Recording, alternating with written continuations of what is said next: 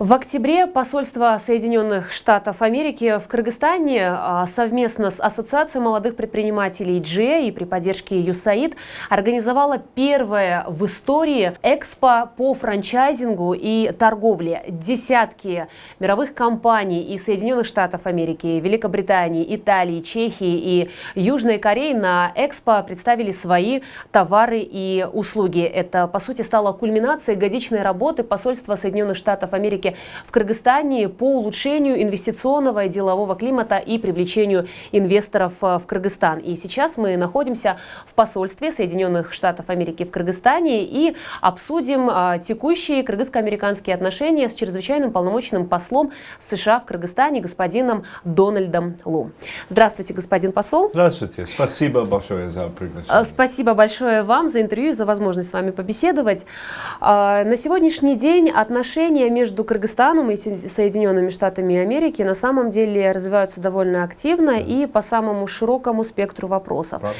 Но в целом, как сегодня вы могли бы охарактеризовать текущий уровень состояния двусторонних отношений? Спасибо за вопросы.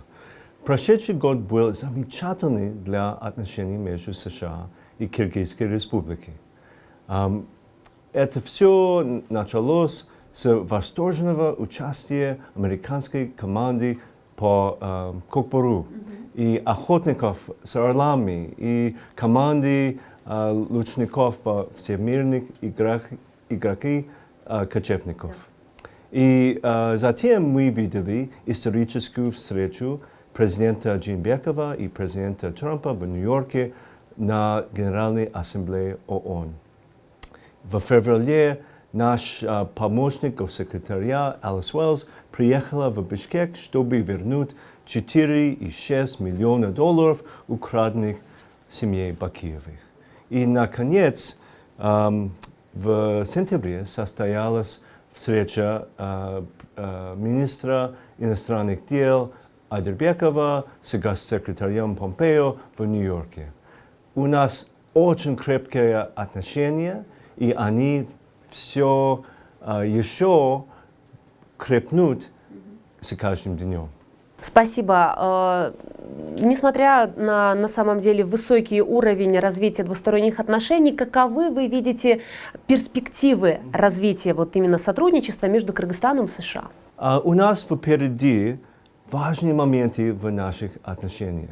Например, под руководством президента Джеймбекова мы очень близки к завершению наших переговоров по двухстороннему соглашению о сотрудничестве. И мы также работаем над соглашением о правовой помощи с Генеральной прокуратурой.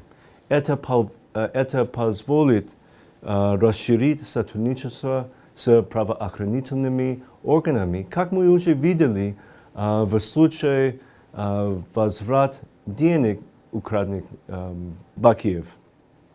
Наконец, на прошлой неделе мы провели большой экспо по франчайзингу и торговле с участием 35 компаний из США, Европы и Кореи. Между нашими странами существует огромный потенциал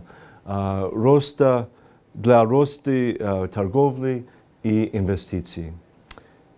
Будущее наших отношений лучше, чем когда-либо. На самом деле, да, отлично.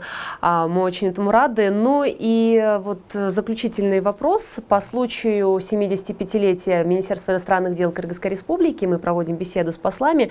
Ну и в таком случае, что бы вы могли пожелать кыргызским дипломатам, сотрудникам Министерства иностранных дел по случаю вот с их юбилеем? Недавно я побывал на свадьбе сына моего друга в Миде. Там я встретился с друзьями, с которыми я не виделся последние 15 лет. 15 лет значит, что мы уже пожилые люди. Но они уже пошли в Австрии, в Пакистане или старшие коллеги здесь в МИДе. Это мне напоминает, что в МИДе у вас как замечательные, опытные профессиональные кадры. Я искренне желаю коллегам в медиа еще 75 лет успеха, здоровья и счастья. Спасибо большое, господин посол, за то, что дали возможность побеседовать с вами, обсудить текущий уровень, перспективы развития двусторонних кыргызско-американских отношений. А мы напоминаем, что сегодня мы были в гостях в посольстве Соединенных Штатов Америки в Кыргызстане, обсудили двусторонние отношения по случаю 75-летия Министерства иностранных дел Кыргызской Республики. Спасибо за внимание.